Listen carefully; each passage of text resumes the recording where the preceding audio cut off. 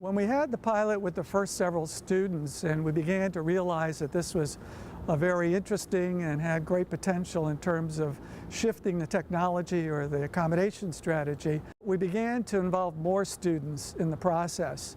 And in order to measure scientifically or with some sort of objective data whether or not we were being effective, we asked for some evaluators to come in and to study our broader pilot the next semester. And they came back with some very promising results. So ultimately a big purpose of the study was to figure out whether it was a good replacement for note-taking services where you pay another student to take notes for you and then they give you their notes and that helps you to study. I think we did really find that for a lot of students that was a great alternative to note-taking. And what was nice is that the pen helped them to sort of identify with their learning style. We interviewed a subset of the students that had the pen with the pilot program with the Disabled Students Program.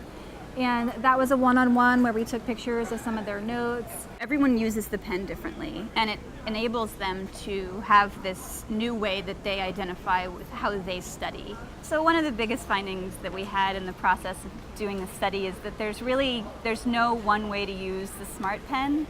All of the students were really able to create their own learning style and develop their own method for collecting the information that they needed to know. Some students really benefit from just outlining. Some students write a lot and they love it, and that's what they want to do. So it really just depends on their personality and their style. So it was really helpful to them in just gaining the confidence that they needed to be that kind of a sort of a self-directed learner. What's great about that is that students could then take this skill and this tool into the workforce and then be more independent for, the rest of their lives instead of just being able to use it while they're in school.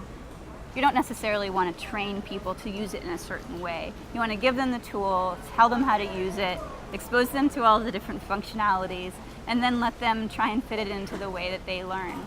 So that was pretty huge because part of the goal of the program, the research study anyway, was to figure out how to train people for the Disabled Students Program, Smart Pen program in the future. And so we had a lot of feedback for the DSP on how to do that. They found that there were many students for whom this was a better accommodation strategy, but for some students it wasn't. And that led to some criteria that we now employ in the assigning of the pen to students with disabilities.